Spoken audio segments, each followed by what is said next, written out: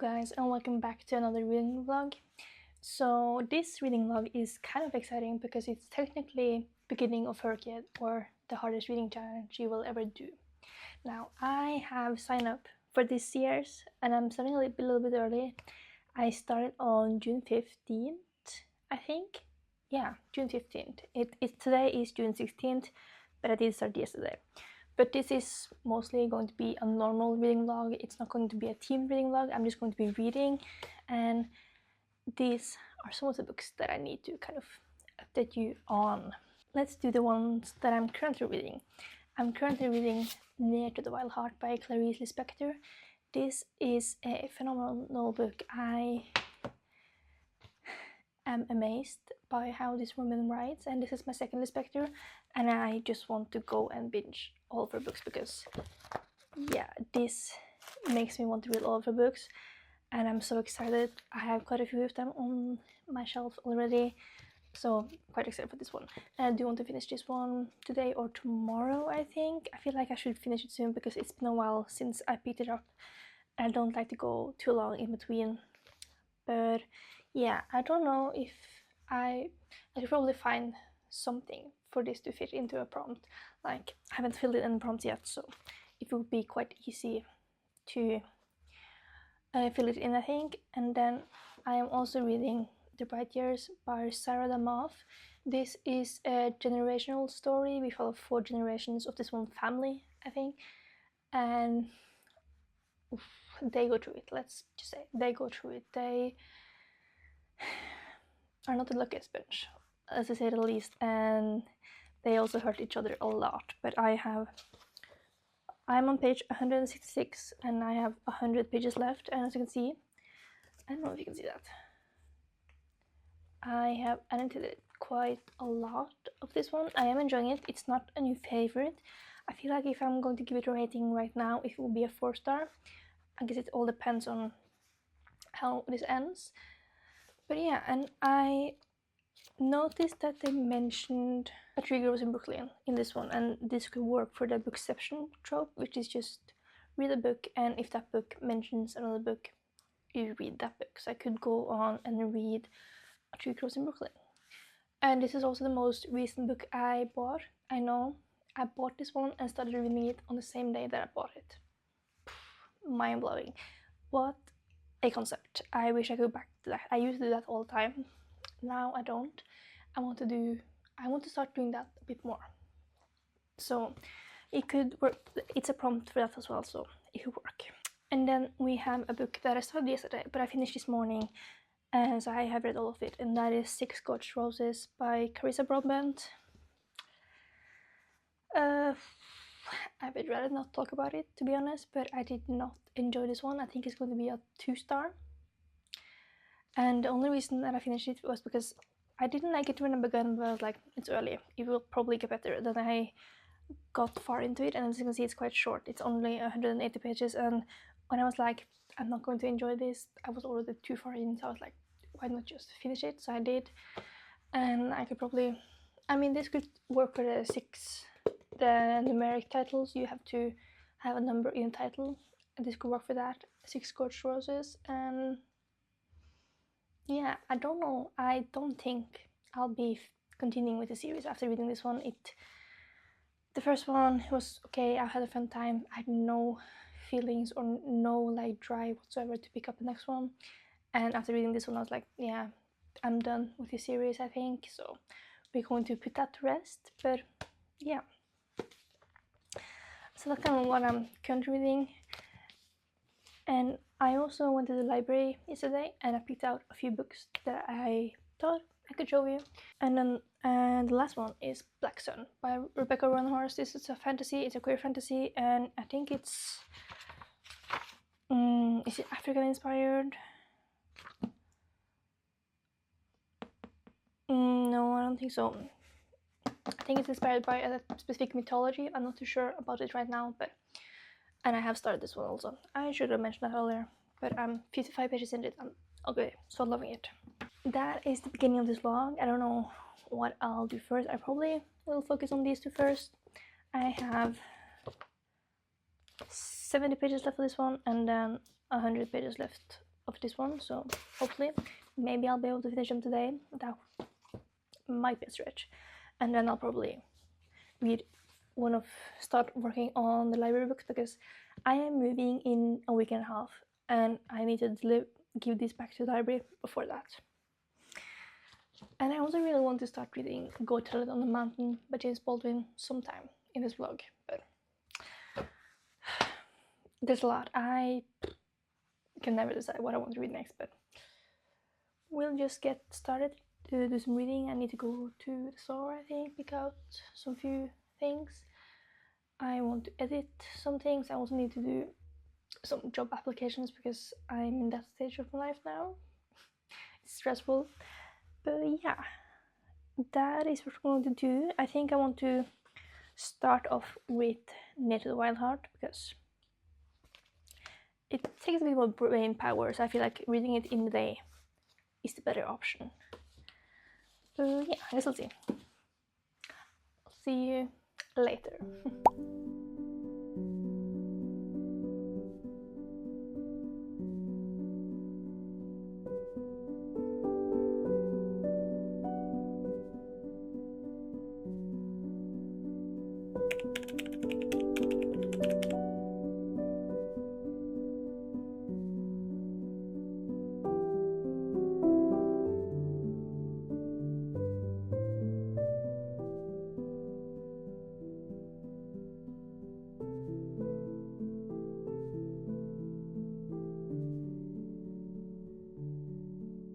Well, did I do any of the things that I said I would do? No. I gotta be honest, no, I did not. But we're here to make some other plans that I might not follow. I did not read any of the things that I said I would do, but I did continue Black Sun by Rebecca Roanhorse, and oh my god, this is so good. I am currently on page 150, so about this far into it, and I'm really enjoying it. It feels kind of unique and new, but it also feels so very like classical fantasy-esque. We got a high fantasy world with magic, and we got different points of views from different parts of the world. I'm sorry, I'm watching a reading sprint stream by Gavin. So yeah, it feels very classical, but also something new at the same time. We got the different points of views, like we got the ship's captain, we got the religious figure, we got the magic user, the chosen one, like those kinds of points of views, and I'm very much enjoying it. The writing is good, the characterization is good, it's easy to read. Like I feel like I flow through it so quickly, even though it's adult high fantasy. I feel like I read it so quickly, but that might just be the font size, because can you tell? I don't know if you can, but the font is quite big in this one. I think that is something that I would like to focus on a lot more. Next, I want to kind of finish that one, and I want to, like, I feel like this is a fantasy series that I can get kind of lost in, and I kind of want to binge it in a way, and that is a good sign for my fantasy like slump that I have been going on for a while now. But yeah, as you can see, you can probably tell I'm still in my pajamas. What's the time? It's 3 o'clock in the day. I guess that this is kind of a stay in pajama all day. Don't judge me, please. We all do need those kinds of days. So I'm probably going to spend it reading. But I did get something exciting yesterday. Let me pull it up. But I did actually sign up to NetGalley yesterday, and I got approved for my first arc, which is very exciting. I know that you don't need an audience or anything to do that, but I just felt like being actually approved for an arc is very exciting for the first time. And I got A Sweet Touch by L. Rivers. I had never heard about this author before, but it's a small town romance. I was like, that could be a good palate cleanser. And I started reading it yesterday. I'm already like 20% through. I read 5% yesterday, and then I like read 15% this day, and I am absolutely loving it. I'm adoring it, and I'm blowing through it so fast. And I really like the characters and the setting. It's very much I think that this is a interconnected standalone series, and it's a further book into the series, but I haven't read all the books yet. But it's very much a book you can read without reading all of the other ones. And it's a small town romance with found family. You kind of got the cheeky like community that is in everyone's business, that knows everyone, they know everything that goes on, but I also feel like a family. And the characters, I really like them. They are both like different types of reserved and shy and don't let anyone come close to them, but they kind of become each other's sanctuary in a way. So I'm enjoying it, and I think I would like to try and finish it as quickly as possible and get a review up. Yeah, I don't know, it's just exciting for me that I got my first arc. So those are kind of the two books that I have been focusing on. As I said, I read 15% of the romance book today, and I have read, I don't know, like, I think I read like 50 pages of Black Sun. So I think I'm just going to be reading for the rest of the day. Honestly, I don't know how any plans other than that.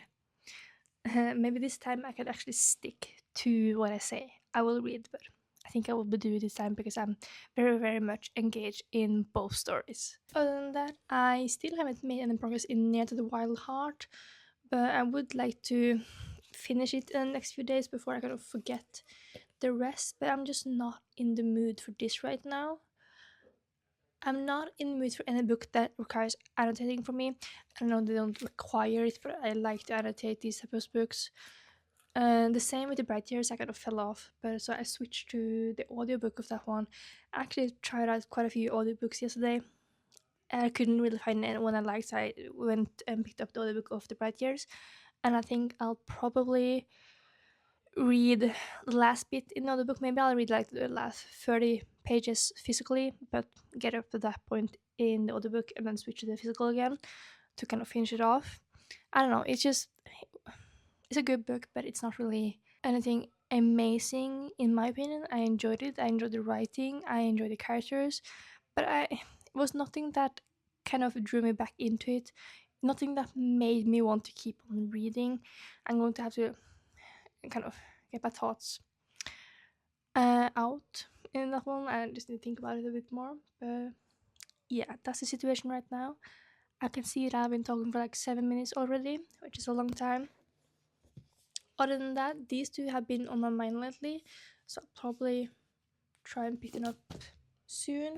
So we did read one book for hrcyed, and then I guess we could get A Sweet Touch in hrcyed as well. I'm going to check if arcs count for hrcyed. I don't know, but it could probably count for like hidden gems and stuff, because I think it's only like 2 reviews or 5 reviews or something on Goodreads so far. And I don't know, I'll figure out something. And then Black Sun, we already have 2 prompts for that I want to fill out. Little Wild Heart. I don't know. I'll see what I can figure out. But I'm not really stressing about it. But we're just going to get on with reading today.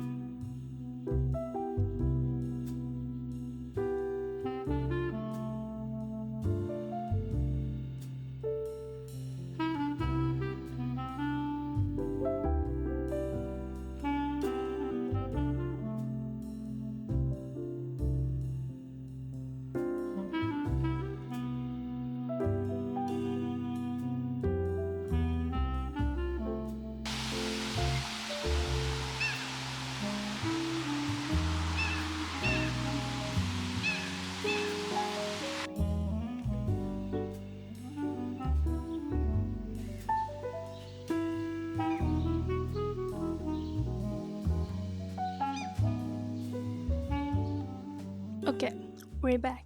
I think it's been a few days since I last updated, but I do have some updates or progress updates. I did finish 2 books, and I started another one, or picked on another one back up, I guess you could say, because I'm kind of bad at the whole softy and everything thing, and just coming back to it like 5 months later. We're not going to talk about that, or we will, but in a little bit. So I finished Bright Years, and I really had to sit with my thoughts for this one a little bit, because it started out well, let me begin from the beginning. I went into it a bit hesitantly, but I had seen all of the hype and I was like, I gave into it. But I normally don't really enjoy historical fiction that much or like family sagas, stuff like that. So I was a bit hesitant, but then I saw all the hype and kind of that it was leaning more towards like a bit more fiction-esque, literary fiction-esque. And I was like, okay, I'm gonna try it. And I read it and it started out well, but then it kind of took a deep dive and then kind of went down. And when I finished it, I didn't know what to feel, so I just had to sit with it. But it did make me cry. It surprised me. Certainly, there were tears rolling down my face. I was like, "What is going on?" I didn't really realize that it was going to make me cry, but it did. I didn't film that because it was like late at night, and I'm kind of weird about filming myself cry. I don't know. Um, but after that, I had to kind of get some distance from it and think about the book. And I think I come to the conclusion that I didn't really enjoy it. The more distance I have from it, the more I dislike it. And I think it's mainly because it felt a bit shallow, I guess, in some places. And it felt like it tried to be very profound, but it didn't succeed. And the writing style felt a bit clunky. And this is the debut novel of this author, so, it might just be that, and she can, you know, progress later on. But it felt a bit clunky. There was this one quote that I used in my review. There was something about Oreos. I'm gonna put it on the screen. I might have mentioned it earlier, and I just felt that was weird. And every other sentence tried to be profound, but it didn't hit. And then every sentence tries to be profound, like none of them hits. And I felt a bit cringe at moments. And I just didn't like the writing style, and I felt like it was a lot of telling and not showing. And I love the character developments happen off page, and I was like, "What are we truly reading about?"